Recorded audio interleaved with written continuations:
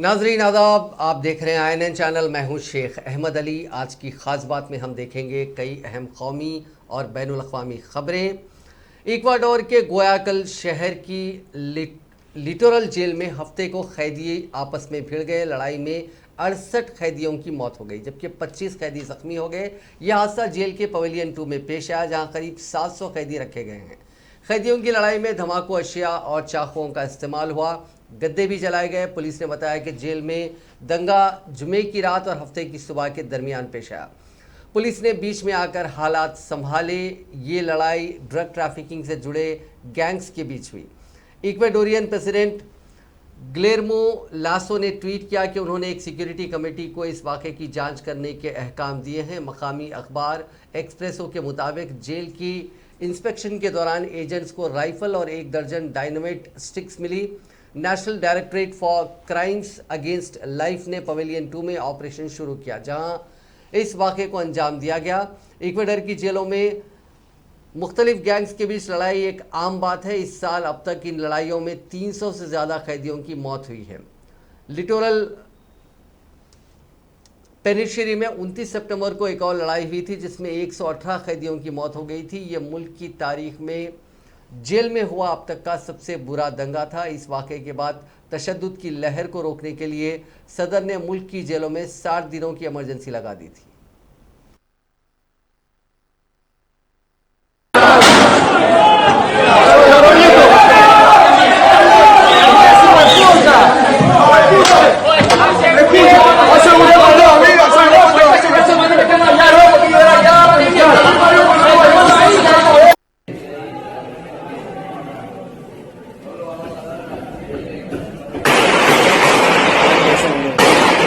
de la pared.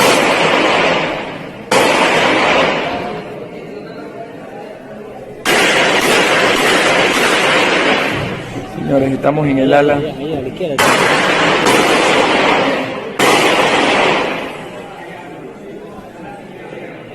Estamos en el ala 3. Quieren tumbarnos la pared que está ahí. Han tenido casi 2 horas para quererla tumbar, más de 4 horas, y la policía no entra, por favor.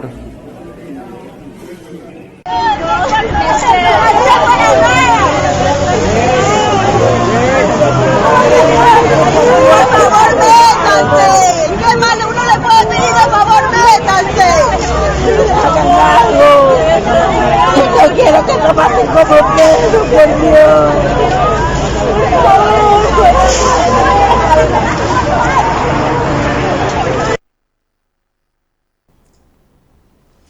वज़ीर आज़म नरेंद्र मोदी ने इतवार के रोज़ video conferencing के जरिए त्रिपुरा के 1,47,000 से भी ज़्यादा बेनिफिशरीज़ को प्रधानमंत्री आवास योजना ग्रामीण PMAY-G की पहली किस्त जारी की।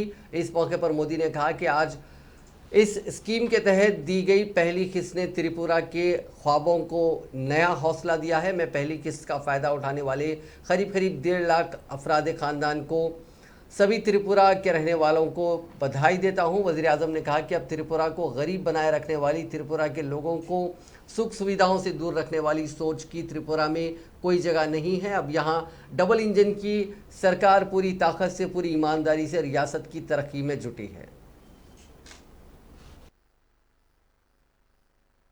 साथियों, मुझे याद है 4-5 साल पहले तक लोग कहते थे कि त्रिपुरा में दशकों से एक ही सिस्टम चल रहा है,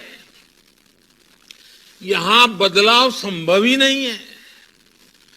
लेकिन जब त्रिपुरा ने बदलाव करने की ठानी तो त्रिपुरा का विकास रोकने वाली पुरानी सोच को पूरी तरह बदल डाला।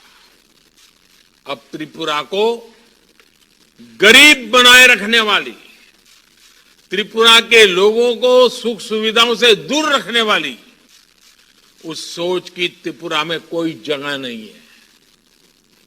अब यहां डबल इंजन की सरकार पूरी ताकत से, पूरी ईमानदारी से राज्य के विकास में जुटी है।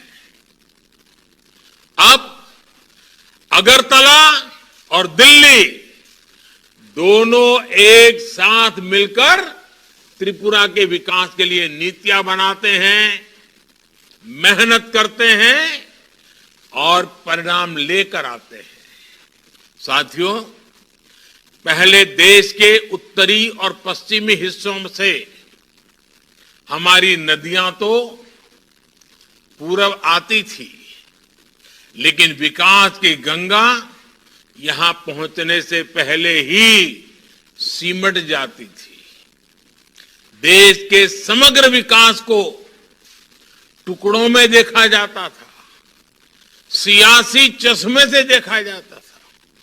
इसलिए हमारा पूर्वोत्तर खुद को उपेक्षित महसूस करता था। लेकिन आज देश के विकास को एक भारत श्रेष्ठ भारत की भावना से देखा जाना चाहिए। विकास को अब देश की एकता अखंडितता का पर्याय माना जाता है। आजादी के इतिहास में हमारे पूर्वोत्तर के आदिवासी सेनानियों ने और देश के भी हमारे आदिवासी सेनानियों ने देश के लिए अपना बलिदान दिया है। इस परंपरा को सम्मान देने के लिए साथियों, मुझे बिहार के गया में नक्सलियों ने हफ्ते की देर रात एक बड़ी वारदात को अंजाम दिया। वहां एक खानदान के 4 अराकीन की घर में घुसकर उन्होंने कत्ल कर दिया। मरने वालों में 2 भाई और उनकी बीवियां हैं। इसके बाद चारों की लाशों को घर के बाहर फंदे पर लटका दिया और फिर घर को बम से उड़ा दिया। वारदात के बाद नक्सलियों ने घर के बाहर एक पर्चा भी चिपकाया। इसमें बदला लेने के लिए इस खानदान के अराकीन के कत्ल की बात कही गई है। एसएसपी आदित्य कुमार ने इस वाकये की तस्दीक की है। गया में कल यानी 15 नवंबर को इलेक्शन भी होना है। ऐसे में नक्सलियों की इस वारदात के बाद सिक्योरिटी एजेंसियों की तशवीश बढ़ गई है। पुलिस के मुताबिक डुमरिया के मोनबार जंगल से जुड़े इलाके में सरयू सिंह भोक्ता खानदान के साथ रहते हैं। उनके खानदान में 2 बेटे और उनकी बीवियां हैं। हफ्ते की देर रात नक्सली ने घर पर धावा बोल दिया। सरयू सिंह भोक्ता के दोनों बेटों सत्येंद्र और महेंद्र और उनकी बीवियों मनोरमा देवी और सुनीता का कत्ल कर दिया। इसके बाद चारों लाशों को फंदे पर लटकाया, बम से घर भी उड़ा दिया। इस वारदात को कितने नक्सलियों ने अंजाम दिया और वारदात के वक्त घर में कौन कौन था, इस बारे में अब तक कुछ पता नहीं चल पाया है। इस मकाम वाक़या से जाते वक्त नक्सलियों ने घर के बाहर एक पर्चा चिपकाया। इसमें लिखा था, इंसानियत के हत्यारे, गद्दारों और धोखेबाजों को सजाए मौत देने के अलावा कोई और ऑप्शन नहीं है। ये हमारे 4 साथियों अमरेश, सीता, शिवपूजन और उदय के कत्ल का बदला है। इस साजिश के तहत 4 नक्सलियों को साबिक में जहर खुरानी करके उनको मरवाया गया था। वो इनकाउंटर में नहीं मारे गए थे। ये धोखे के इल्ज़ाम में 4 लोगों को सूली पर चढ़ा दिया गया। गद्दारों और धोखेबाजों को ऐसी ही सज़ा दी जाएगी, ये सब कहते हुए इन नक्सलियों ने एक वहां पर्चा छोड़ा था। हिंदुस्तान और पाकिस्तान के बीच बंद पड़ा करतारपुर कॉरिडोर आइंदा 19 नवंबर को श्री गुरु नानक देव जी के प्रकाश पर्व से पहले खुल सकता है। इसका इशारा वज़ीर आज़म मोदी के साथ मीटिंग के बाद बीजेपी के जनरल सेक्रेटरी तरुण चुग ने दिया। उन्होंने कहा कि पंजाब से गए बीजेपी कायदीन ने उनके आगे ये मुद्दा उठाया, जिस पर पीएम ने गौर करने का भरोसा दिया। पीएम के बाद बीजेपी कायदीन की शाम को पार्टी के कौमी सदर जेपी नड्डा और कल मरकजी वजीर दाखिला अमित शाह से मुलाकात होगी। करतारपुर कॉरिडोर कोरोना की वजह से पिछले साल से बंद है। इसको लेकर पंजाब के सीएम चरणजीत चन्नी और अपोजिशन लीडर अकाली दल के लीडर भी मुद्दा उठाते रहे हैं। बीजेपी कायद हरजीत ग्रेवाल ने भी इसकी तस्दीक की कि संगत खुले और श्री करतारपुर साहिब के दर्शन लोग कर सकें, इसलिए ये मांग उठाई गई है। जो करतारपुर कोरीडोर का लांघा करोना के कारण बंद हो गया सी और ये भी देन है कि साडे देश के प्रधानमंत्री नरेंद्र मोदी जी ने वो संगतां नूं दर्शन करने लई करतारपुर का जो लांघा कांग्रेस आज़ादी तो बाद खोल नहीं सकी सी ते यह मोदी साहब के हिस्से आया है। उन्होंने दोबारा रस्ते नूं खोलण लई अज असीं उन्हां नूं एक मंग पत्र दिता है और मैं समझदा कि साडे देश के प्रधानमंत्री श्री नरेंद्र मोदी जी ने जिहड़ा 84 के दंगियां जिहड़ी कांग्रेस 35 साल इंसाफ नहीं दवा सकी, उन्हां दियां बंद पईयां फाइलां नूं खिला के और दोबारा सिट बना के अज ਜਿਹੜੇ ਉਹ 84 ਦੇ ਦੰਗਿਆਂ ਦੇ ਦੋਸ਼ੀ ਨੇ ਉਹ ਜੇਲ੍ਹਾਂ ਦੀਆਂ ਸਲਾਖਾਂ ਦੇ ਵਿੱਚ ਨੇ। ਮੈਂ ਸਮਝਦਾ ਕਿ ਇਹ ਇੱਕ ਬਹੁਤ ਵੱਡਾ ਕੰਮ ਕਰਕੇ ਜਿਹੜੇ ਸਾਡਾ ਸਿੱਖ ਭਾਈਚਾਰਾ ਹੈ ਉਹਦੇ ਜਿਹੜੇ ਹਿਰਦੇ ਨੇ ਉਹਨੂੰ ਸ਼ਾਂਤ ਕੀਤਾ ਹੈ। ਬੇਨਤੀ ਕਰਨ ਆਏ ਹਾਂ ਕਿ ਗੁਰੂ ਨਾਨਕ ਦੇਵ ਜੀ ਦੇ ਨਾਮ ਲੇਵਾ ਪੂਰੀ ਦੁਨੀਆ ਵਿੱਚ ਵਸਦੇ ਨੇ। ਸਿਰਫ ਸਿੱਖ ਹੀ ਨਹੀਂ, ਬਹੁਤ ਸਾਰੇ ਹਿੰਦੂ ਔਰ ਸਿੰਧੀ ਉਹਨਾਂ ਨੂੰ ਗੁਰੂ ਨਾਨਕ ਦੇਵ ਜੀ ਦੀ ਆਸਥਾ 'ਤੇ ਰੱਖਦੇ ਹੈ। ਉਹਨਾਂ ਸਾਰਿਆਂ ਵਾਸਤੇ ਦਰਸ਼ਨ ਕਰਨ ਦਾ ਮੌਕਾ ਫਿਰ ਤੋਂ ਕੋਰੀਡੋਰ ਖੋਲ੍ਹਿਆ ਜਾਵੇ ਔਰ 19 ਤਾਰੀਖ ਤੋਂ ਪਹਿਲੋਂ ਅਗਰ ਖੋਲ੍ਹ ਦੇਣ ਪ੍ਰਧਾਨ ਮੰਤਰੀ ਜੀ, ਅਸੀਂ ਉਹਨਾਂ ਨੂੰ ਬੇਨਤੀ ਕੀਤੀ ਹੈ ਤੇ ਫਿਰ ਸਾਰਿਆਂ ਨੂੰ ਦਰਸ਼ਨ ਕਰਨ ਦਾ ਮੌਕਾ ਮਿਲੇਗਾ।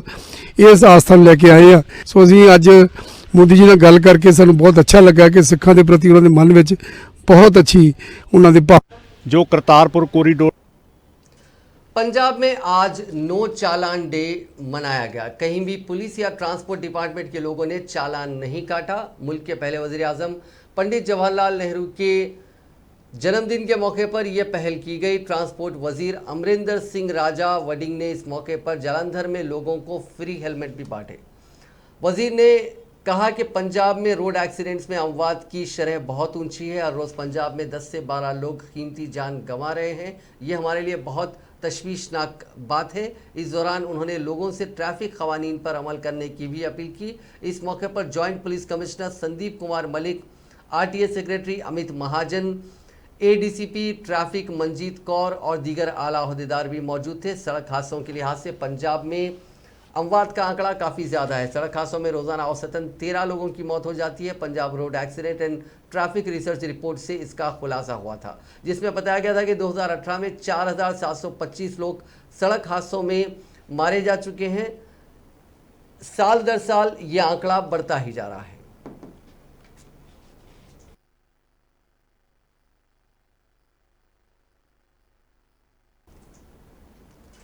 बॉलीवुड स्टार सोनू सूद अपने खानदान के जरिए सियासी पारी शुरू करेंगे। उनकी बहन मालविका सूद इलेक्शन में हिस्सा लेंगी। वो मोगा असेंबली सीट से अगले साल हो रहे पंजाब असेंबली इंतखाबात लड़ेंगी।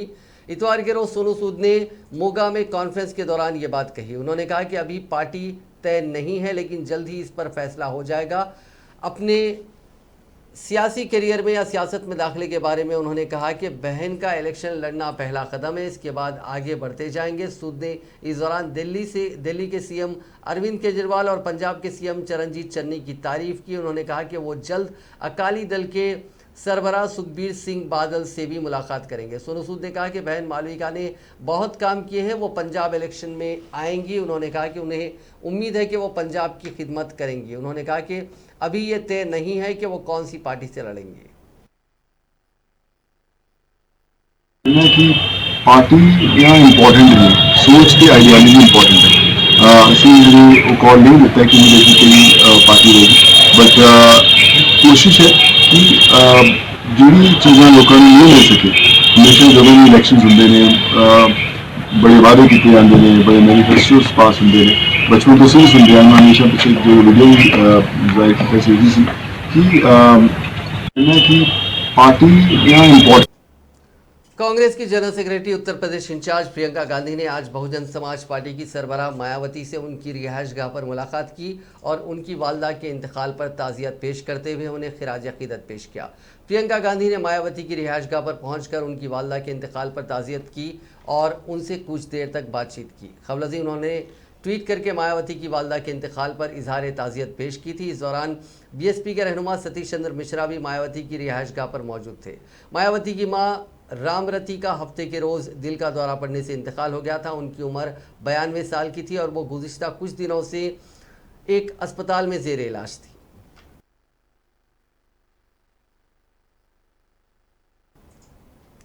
रूस ने सतह से हवा में मार करने वाले S-400 मिसाइल सिस्टम हिंदुस्तान को सप्लाई करना शुरू कर दिया है। रूस और हिंदुस्तान ने अक्टूबर 2018 में S-400 की सप्लाई को लेकर एक डील की थी।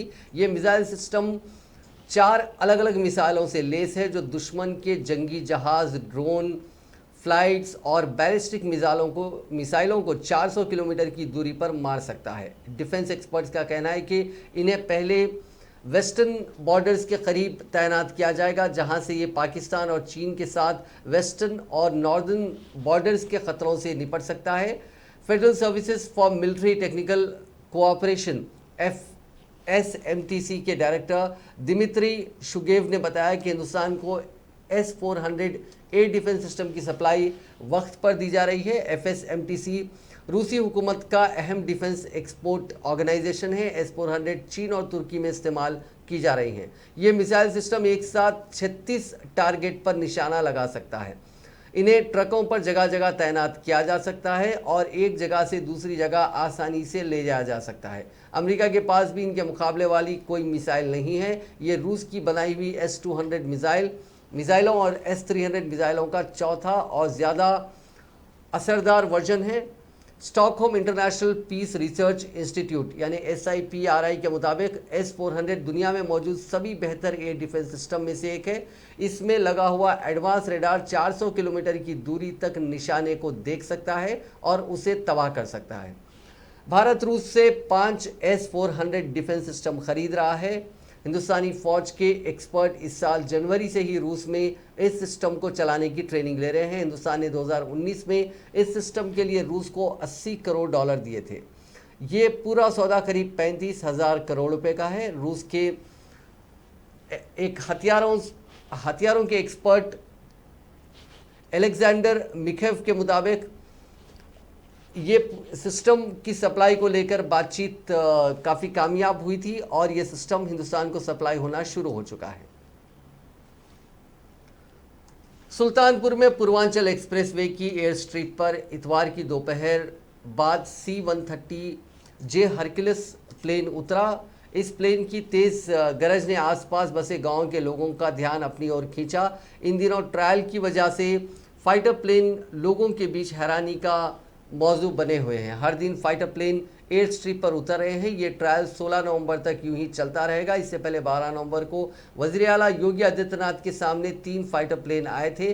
तैयारियों का जायजा लेने के बीच ये 3 प्लेन एक्सप्रेस वे के ऊपर चक्कर लगाते रहे। एयर स्ट्रिप को टच करते हुए भी कई बार उड़े। 16 नवंबर को पूर्वांचल एक्सप्रेस के लोकार्पण के मौके पर वज़ीर आज़म मोदी के आने की तैयारियां जोरों पर हैं। इस दिन एयर शो भी होना है, इसकी रिहर्सल हो रही है। इसी के तहत एयरफोर्स के सबसे बड़े ट्रांसपोर्ट प्लेन में शामिल हरक्यूलिस को उतारकर एयर स्ट्रिप का टेस्ट किया गया। ओहदेदारों के मुताबिक वज़ीर आज़म नरेंद्र मोदी और defence minister Rajnath Singh Hercules plane से लैंड करेंगे। यहाँ उनकी एक पब्लिक मीटिंग के लिए बड़ा पंडाल तैयार किया गया है। इससे पहले पूर्वांचल एक्सप्रेसवे के अगल बगल होर्डिंग्स भी लगा दी गई हैं। इनमें CM योगी आदित्यनाथ और वज़ीर आज़म की फ़ोटो लगाकर काफ़ी वेलकम मैसेजेस लिखे गए हैं। फिलहाल आसपास के एरिया को सील किया गया है। यहाँ लोगों के आने जाने पर रोक है।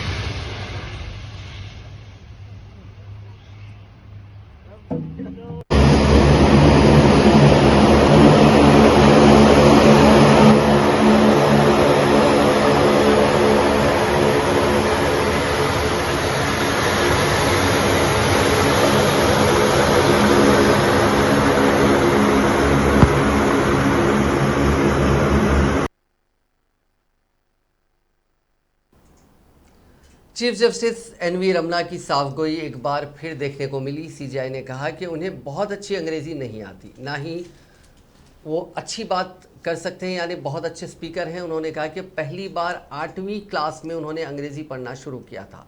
हिंदुस्तान के चीफ जस्टिस ने यह बेबाक रिमार्क हफ्ते के रोज़ सुप्रीम कोर्ट में एयर पोल्यूशन के मसले पर सुनवाई के दौरान किया। दरअसल CJI सुनवाई के दौरान सॉलिसिटर जनरल तुषार मेहता की उस बात पर रद्देमल दे रहे थे, जिसमें मेहता ने कहा था कि वो बिल्कुल ऐसा नहीं कह रहे हैं कि दिल्ली कौमी दारुल हुकूमत इलाके में यानी एनसीआर रीजन में एयर पोल्यूशन के लिए सिर्फ किसान जिम्मेदार हैं। मेहता ने कहा कि वकीलों के रूप में हमारी ज़बान को जिस तरह से लिया जाता है उससे गलत मैसेज जा सकता है, जबकि इसके पीछे ऐसा कोई इरादा नहीं है। इस पर चीफ जस्टिस ने कहा कि हम भी चाहते हैं कि एयर पोल्यूशन कम हो और कुछ नहीं। बेंच में शामिल जस्टिस DY चंद्रचूड़ और सूर्यकांत ने कहा कि पोल्यूशन के दूसरे वजूहात भी होते हैं, जैसे गाड़ियों से निकलने वाला धुआं, पटाखे और धूल। सिर्फ पराली को जलाने वाले किसानों को इसके लिए मुजरिम करार देना सही नहीं है। मरकजी हुकूमत की तरफ से पहलू जब बात रखते हुए मेहता ने CJI से कहा कि अफसोस से मैं अच्छा तर्जुमान नहीं हूँ, मैं अपनी बात शायद ठीक तरीके से पेश नहीं कर पा रहा हूँ। ये मेरी कमी है कि मैंने 8वीं क्लास में अंग्रेज़ी सीखना शुरू किया था, मुझे अल्फाज को बयां करने के लिए अच्छी अंग्रेज़ी नहीं आती, मैंने कानून की पढ़ाई अंग्रेज़ी ज़बान में की थी। इसके जवाब में मेहता ने कहा कि उन्होंने भी 8वीं क्लास में ही अंग्रेज़ी पढ़ना शुरू किया था और ग्रेजुएशन तक गुजराती मीडियम में पढ़ाई की। उन्होंने कहा कि हम एक ही नाव पर सवार हैं, मैं भी कानून की पढ़ाई अंग्रेज़ी मीडियम में ही की है। सदर जमहूरिया रामनाथ कोविंद, नायब सदर M वेंकैया नायडू, वज़ीर आज़म नरेंद्र मोदी और कांग्रेस की सदर सोनिया गांधी ने इतवार को साबिक़ वज़ीर आज़म पंडित जवाहरलाल नेहरू को उनकी 132वीं सालगिरह पर खिराज अक़ीदत पेश किया। वेंकैया नायडू ने ट्वीट किया कि साबिक़ वज़ीर आज़म पंडित जवाहरलाल नेहरू को उनकी यौम पैदाइश पर मेरा खिराज अक़ीदत, जदीद हिंदुस्तान की तामीर में उनके ताउन के लिए उन्हें हमेशा याद रखा जाएगा। नरेंद्र मोदी ने ट्वीट किया कि मैं पंडित जवाहरलाल नेहरू जी को उनकी जयंती पर खिराज अक़ीदत पेश करता हूं। सोनिया गांधी अपने ख़ानदान के साथ आनजहानी वज़ीर आज़म की समाधि पहुंची और उन्हें खिराज अक़ीदत पेश किया। कांग्रेस के रहनुमा राहुल गांधी ने ट्वीट किया कि हिंदुस्तान के पहले वज़ीर आज़म नेहरू जी को हर साल जयंती पर पूरा मुल्क उन्हें यौम अतफ़ाल के अलावा उनकी सच्चाई, इत्तेहाद और अमन की अहमियत के लिए याद करता है।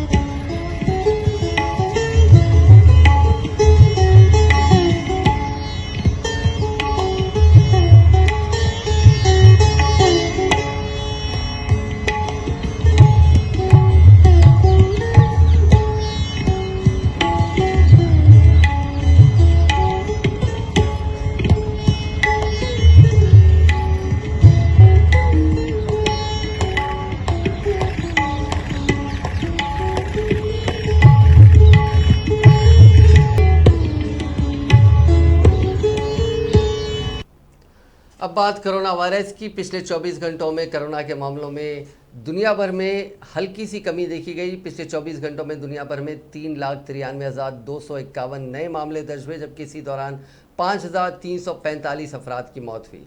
इस इजाफे के बाद दुनिया में कोरोना से मुतासरीन का मजमूई आंकड़ा 25,38,18,333 हो गया, जबकि अमवात की तादाद बढ़कर 51,13,591 हो गई। दुनिया भर में अब भी 1,91,85,178 अफराद का इलाज चल रहा है। हिंदुस्तान में गुज़िश्ता 24 घंटों के दौरान हलाकत खैज़ आलमी वबा कोरोना वायरस के 11,000 से ज़्यादा नए केसेस रिपोर्ट हुए और इस दौरान एक्टिव केसेस की शरह घटकर 0.39 यानी 0.39% पर आ गई। दरियासना हफ्ते को मुल्क में 57,43,840 अफराद को कोरोना से बचाव के टीके लगाए गए और अब तक 1,12,01,03,225 अफराद को वैक्सीन लगाई जा चुकी है। इतवार की सुबह मरकजी वजारत सेहत की तरफ से जारी करदा ताज़ा तरीन आदादोशुमार के मुताबिक गुज़िश्ता 24 घंटों में कोरोना वायरस के 11,271 नए केसेस रिपोर्ट हुए हैं और उसके साथ ही मुतासरीन की तादाद बढ़कर 3,44,37,307 हो गई। इस दौरान 11,376 मरीज सेहतयाब हुए, जिससे इस वबा को शिकस्त देने वालों की मजमूई तादाद 3,38,37,859 हो गई। मुल्क में एक्टिव केसेस 390 से घटकर 1,35,918 रह गए। इस दौरान 285 मरीजों की मौत के बाद हलाकतों की तादाद 4,63,540 हो गई। जिन लोगों ने कोविशील्ड के पहले और दूसरे डोज के बीच 12 हफ्तों का फर्क रखा, गैप रखा, उनमें बेहतर इम्यून सिस्टम तैयार हुआ है। सीरो सर्वे के मुताबिक इससे इन लोगों को फौरी किसी भी बूस्टर डोज की ज़रूरत नहीं है। इस रिपोर्ट का हवाला देते हुए एक्सपर्ट्स ने मुल्क में 2 डोज के बीच के गैप को कम करने की किसी भी इम्कान से इनकार किया। अभी कोविशील्ड के पहले और दूसरे डोज के बीच में 12 से 16 हफ्ते का गैप होता है। एक सरकारी ज़राए ने कहा कि रिपोर्ट को गौर करने के लिए वजारत सेहत को सौंपा जाएगा। ज़राए ने कहा कि हम जो डेटा अलग अलग सोर्सेज से आ रहा है उसका रिव्यू किया जा रहा है, उसका जायज़ा लिया जा रहा है और हमने बड़े पैमाने पर वैक्सीनेशन के डेटा को भी स्टडी करना शुरू किया है। कोई भी जो कंक्लूजन है वो साइंटिफिक फैक्ट्स की बुनियाद पर ही लिया जाएगा। ज़राए के मुताबिक कोविशील्ड के दोनों डोज के गैप को कम नहीं किया जाएगा क्योंकि डेटा से पता चला है कि कोविशील्ड की 2 खुराक के बीच 3 महीने के गैप से इम्यून सिस्टम में बेहतर सुधार हुआ है। मुल्क में कोविड वैक्सीन की जुमला 112 करोड़ से ज़्यादा खुराक लगाई जा चुकी हैं, जिनमें से 88% कोविशील्ड है। कोविशील्ड को ऑक्सफोर्ड यूनिवर्सिटी और एस्ट्राजेनेका ने मिलकर बनाया, वहीं मकामी सतह पर सीरम इंस्टीट्यूट ऑफ इंडिया इसे तैयार कर रहा है।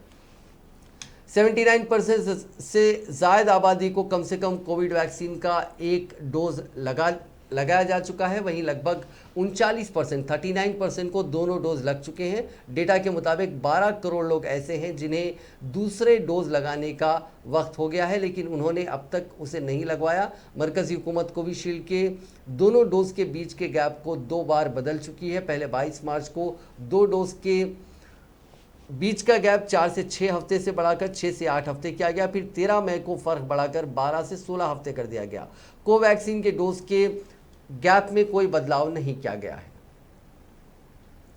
दुनिया में कोविड-19 के आगाज से इससे होने वाले मुज़िर असरात पर तहकीक और रिसर्च का सिलसिला जारी है। दुनिया में कोरोना वायरस की वबा के आगाज़ के बाद पाबंदियों के नतीजे में दुनिया के मुख्तलिफ ममालिक में लोग कई माह तक घरों तक महदूद हो गए।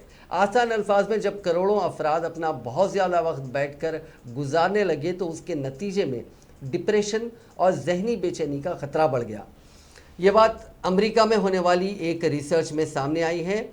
आइवा स्टेट यूनिवर्सिटी की तहकीक में बताया गया है कि जिन अफराद ने कोरोना की वबा के आगाज़ पर अप्रैल से जून 2020 के दौरान अपना ज़्यादा वक्त घर पर बैठकर गुजारा, उनमें डिप्रेशन की अलामात बढ़ गई। मुहक्किकीन ने बताया कि बैठे रहना ऐसा काम है जो हम हर वक्त उस पर सोचे बगैर करते हैं। तहकीकी टीम ने तवज्जो मरकूज़ की थी कि जिस्मानी सरगर्मियाँ और सुस्त तर्ज ज़िंदगी किस हद तक जहनी सेहत से मुंसलिक है और उनमें आने वाली तब्दीलियाँ किस हद तक असरअंदाज होती हैं। उन्होंने बताया कि मार्च 2020 में हम जानते थे कि कोविड से हमारे रवैयों पर असरात मुरतब होंगे, मगर हमने सोचा भी नहीं था कि इसके कितने अजीब असरात का सामना होगा। इस तहकीक में 3000 से ज़्यादा अफराद को शामिल करके उनसे सर्वे किया गया और उनसे पूछा गया कि वबा से कबल बैठने, स्क्रीन देखने और वर्जिश वगैरह पर वो कितना वक्त गुजारते थे और मामूलात बदलने से जहनी सेहत में कितनी तब्दीलियाँ आई हैं। माहिरीन ने बताया कि हम जानते हैं कि जिस्मानी सरगर्मियाँ और स्क्रीन टाइम में तब्दीलियाँ जहनी सेहत से जुड़ी होती हैं, मगर हमारे पास अब तक अचानक तब्दीली से गुजरने वाली बहुत ज़्यादा बड़ी आबादी का डेटा नहीं था। सर्वे के डेटा से साबित हुआ कि कोविड-19 की पाबंदियों के बायस जिस्मानी सरगर्मियों का वक्त कम होने के नतीजे में लोगों की जानिब से डिप्रेशन, जहनी बेचैनी और तन्हाई के एहसास को ज़्यादा रिपोर्ट किया गया। इसी टीम ने फिर एक फॉलोअप तहकीक की ताकि ये देखा जा सके कि वक्त के साथ उन अफराद के रवैयों और जहनी सेहत पर क्या असरात मुरतब हुए। उन्होंने बताया कि दूसरी तहकीक में हमने दरियाफ्त किया कि अप्रैल से जून के दौरान अक्सर अफराद की जहनी सेहत में बेहतरी आई क्योंकि वो ज़िंदगी से मुताबिकत इख्तियार करने लगे थे, मगर जो लोग अपना ज़्यादा वक्त बैठकर गुजारते थे उनमें डिप्रेशन की अलामात में कोई कमी नहीं आई। नाजरीन, आज की खास बात में बस इतना ही। आपसे कल मुलाकात होगी नई खबरों के साथ, नए एनालिसिस के साथ। फिलहाल दीजिए इजाज़त। खुदा हाफिज़।